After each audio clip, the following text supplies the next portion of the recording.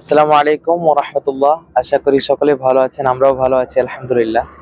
আজকে যাচ্ছি মুর্শিদাবাদ জলিলিয়া দারুল হুদা মাদ্রাসা। আমাদের সাথে আমাদের আজকের সফর সঙ্গী একদম ভাইরাল বক্তা, যিনি বাংলাদেশে ওয়াজ করেন, ভারতে ওয়াজ করেন, একজন বিখ্যাত কারি, আমাদের আসামের কারি শহীদুর সাহেব। উনি আমার সাথে আজকে সফর সঙ্গী হিসেবে আছেন আলহামদুলিল্লাহ। তো আমরা এখন এই যে গাড়ি থেকে নামলাম ওই যাওয়ার পথে, কারণ দেখা যায় যে সুজাপুর থেকে মুর্শিদাবাদ একবারে গেলে ভাল লাগে না, গাড়ির ভিতরে একটা বিরক্তি লাগে। যার কারণে একটু আমরা চা খেতে নামলাম। আমরা একটু ওই যে পাপ্পুদা ঢাবা আছে, এখানে চা খেতে যাব। এই পাপ্পুদা ঢাবার চাটা বিখ্যাত, যার কারণে এখানে আমরা চা খেতে আসছি। অন্য জায়গায়ও চা খাওয়া যেত, কিন্তু এটা একটু বিখ্যাত। আর এই টাইমে একটু ভিড় হয়, কারণ এটা দুপুর টাইম। কারি শহীদ ভাইয়ের কাছে জানবো আজকের সফরটা কিরকম, অনুভূতি কি?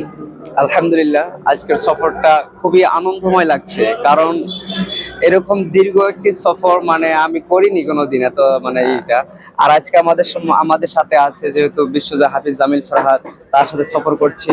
আমার অ্যাকচুয়ালি আজকে খুব ভালো লাগছে। ইনশাল্লাহ আমাদের সফরের জন্য আপনারা দোয়া করবেন যেন আমরা গন্তব্যস্থানে আমরা সহি সালামতে আমরা পৌঁছতে পারি। আমিন।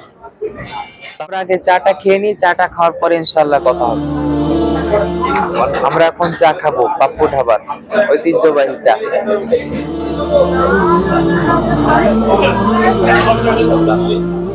তো আমাদের যিনি চা বানান পাপ্পুদা ধাবায়, ওনাকে আমরা একটু জিজ্ঞাসা করবো যে চাটা কিভাবে বানান, এত টেস্টি হয় চা, কিভাবে বানান চাটা? ওটা মহিষের দুধ আছে, আদা এলাচ দিয়ে ফোটাই দুধটাকে, তারপর চাচিনি মেরে যেটা বানাই। তবে আমাকে অনেক ভালো লাগে খেতে।